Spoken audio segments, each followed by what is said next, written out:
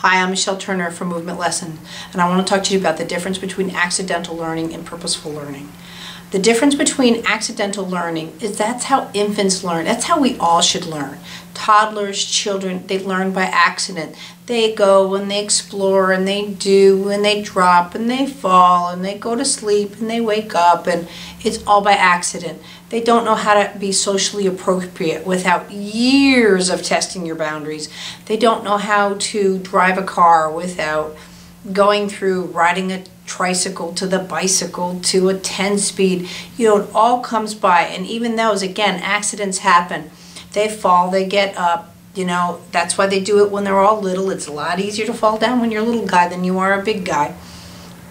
And that's how we all learn. Honestly, this should continue.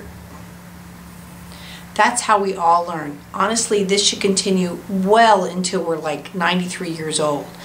You know, play with a new recipe, do something new, be prepared for an accident to happen.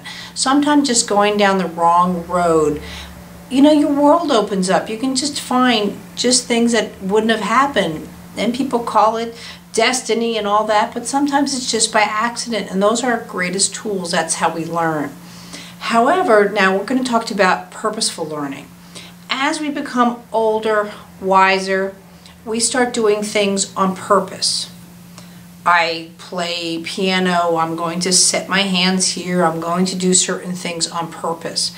I'm going to talk to you and expect something in return on purpose.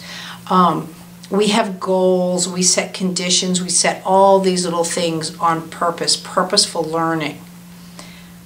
That's not really learning, that's just sort of dictating how our brain should function, and our brains don't function that way. So there's a lot of conflict going on. That's why people start to get unhappy with their jobs, because they're just kind of pushing papers over or just doing things, going through the motions type things, because they've already learned their skill and they're not learning a new skill. So where's the conversation going with their brain? You're just being very rote. You know, I'm driving to work. Try a new way to drive, try a different way. You know, those are where variety, variations, accidents come into play. Go past your comfort zones, however you want to look at it for. And again, even saying go past your comfort zone, that's more purposeful learning. But allow that play to happen. You'll be very surprised. Now, where this comes into conversations with children with special needs in particular is because what happens is as a child progresses in age, they don't necessarily progress in what we call cognitive improvement, however you want to look at it, the skills that we feel they should need, sitting, walking, standing, talking, however. So what we start putting on their brains is purposeful learning. Well, Johnny should be sitting up by now, so we need to work on sitting, or Johnny should be working on standing right now, so we need to put him in a stander, God forbid. So what they're forgetting is that even though the child is, let's say, now 4, they're still learning in an infantile way. And again, I'm not saying that in a bad way. It's by accident. They have to know that they can move around and not fall down. They have to know, and you only learn by accident, by going around, and that's what you really see with a lot of my lessons online.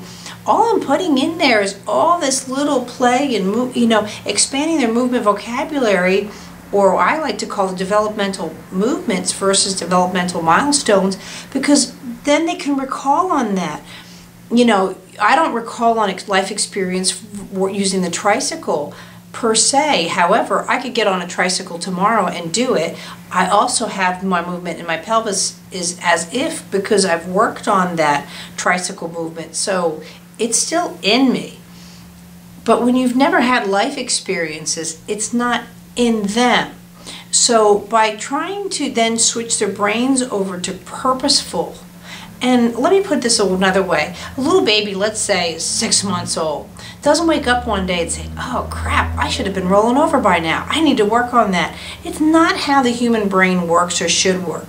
We tend to feel that way as we're older. It's a lot easier to give someone directions because of that. You know, you don't want to say, you know, hey, you cook dinner and clean the house tonight, but hey, if you just goof around, you know, that's okay. I understand when you have targets, but you have to look at the person and the brain function to be appropriate. If you give a child a target of sitting up, when they don't understand the concept of sitting up, that means sitting on their tush, holding their spine up. Can they just flop when they want to? Can they get back up into sitting if they want to? Can they go off to the side? This is sitting. Sitting is when I know that this doesn't work, this doesn't work, this doesn't work, or this doesn't work. Oh, this works. That's what sitting is. I've tried 50,000 different variations of it. Didn't work so well. Hey, I'm really happy here. And you see that regression happen with seniors because of the lack of, and they start going down and whatever, and they're like this. Now getting out of a chair is so much more difficult. Let me tell you, if you're like this versus like this, being on your pelvis, getting up is more difficult. Walking is more difficult. I can look at someone in the way that they're presenting their bodies and let them know. They don't have to tell me. People actually kind of are surprised when they come in. I don't ask diagnosis. I barely ask how old the child is or how old the adult is, because I'm not working on any of those physicalities. I'm not working on cerebral palsy. I'm working on a person, a human being. I'm not working on any other system other than how their system is functioning in regards to my touch. That's it. It's just that simple, but yet it's that complex. And that's how all my work is totally by accident. I don't have any preconceived notions of how I'm going to work with a person. I know it's all by accident, but there's still a conversation that goes on there, and they progress, and then the wonders happen. If I went in there mentally and thought, okay, kid, you're going to see today, I don't know if it would ever happen. You know, what am I doing to help a child see? I don't know, but that's just the way. I haven't lost that yet, and that's just the way I work. What's going to happen today? Surprise! I know the parents probably be a lot happier if I could, quote, guarantee or this, but honestly, if I guaranteed anything, I would limit the person I was working on, I would limit myself and the family what to expect. So, you know, again, it's letting those accidents happen, being okay with it. And so to take that in consideration now with your child, if they're having difficulties in any way, try it in different ways.